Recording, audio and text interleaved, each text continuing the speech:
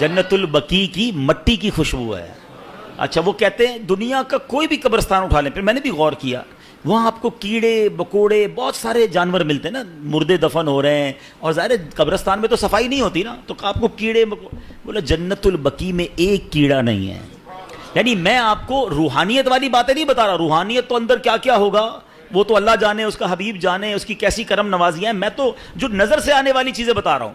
کہتا ہم جب قبر کھودتے ہیں نا عبدالحبیب بھائی, کئی بار ایسا ہوا کہ قبر کھودتے کھودتے ایسی ٹھنڈی ہوا آتی ہے کہ میں قبر کے اندر لیٹ کے خود ہی سو جاتا ہوں. کبھی گورکن کو قبر میں سوتے دیکھا ہے, کہتا ہے ایسی ٹھنڈی ہوا ہوتی ہے, میں سکون اتنا ہوتا ہے, میں کام کرتے کرتے ادھر ہی لیٹ جاتا ہوں قبر کے اندر, نیند بھی آ جاتی ہے.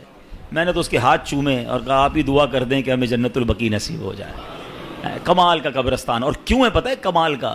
ایک تو اس قبرستان میں کم و بیش 10,000 صحابہ کرام مدفون ہیں.